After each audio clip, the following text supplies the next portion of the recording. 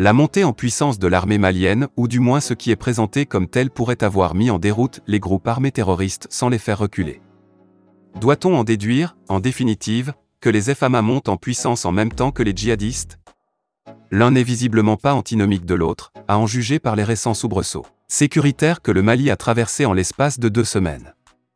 La série commence par Zantigila, à une 50aine de kilomètres de Bamako, où un assaut djihadiste matinal a eu raison de la vie de plusieurs éléments militaires et paramilitaires sans coup férir. La nation n'en avait pas encore fait le deuil que les tentacules de la guerre asymétrique se sont réapparus à Kolokani, à quelques encablures de Bamako, avec un autre épisode tout aussi sanglant pour les forces antiterroristes censées débusquer l'ennemi. Chacun de ces assauts a été par ailleurs sanctionné par la destruction ou l'enlèvement de quantités de logistique aux dépens des forces de défense et de sécurité régulières. Mais l'inattendu et l'impensable sont survenus tôt le matin du vendredi avec l'assaut kamikaze lancé contre la forteresse militaire la plus solide du Mali.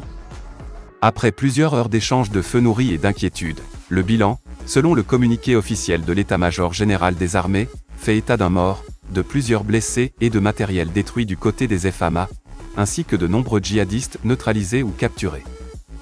Le mythique camp Soundiata de Kati est ainsi demeuré imprenable sans pour autant conserver sa réputation de caserne infranchissable, au regard de la facilité avec laquelle les assaillants ont pu s'y infiltrer avec tant de charges explosives.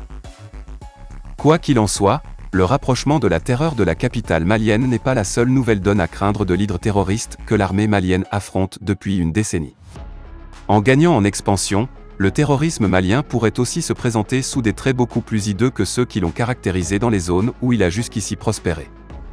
Et l'épisode de la ville-caserne de Kati pourrait avoir donné le ton d'un tournant plus dramatique sur fond de sérieuses menaces sur des cibles autres que les seuls objectifs militaires, notamment des endroits stratégiques de la capitale. Quoique corroboré du reste par une profusion de grognes djihadistes sur les réseaux sociaux, ce nouveau péril n'a inspiré aux autorités sécuritaires maliennes aucune démarche qui reflète la dimension et les tournures nouvelles du phénomène. Exception faite de la cité administrative où le personnel est dispensé, des infrastructures et équipements sensibles comme les ponts ainsi que les endroits de rassemblement traditionnels comme les marchés, entre autres, ne sont l'objet d'aucune mesure de protection en adéquation avec l'ampleur et la nature de la nouvelle forme de menace. Les intérêts convergent pour l'heure vers la traque du réseau ayant pris part à l'opération du vendredi à Kati, alors que tout indique une infestation urbaine qui commande une adaptation des efforts des FAMA au-delà des théâtres traditionnels.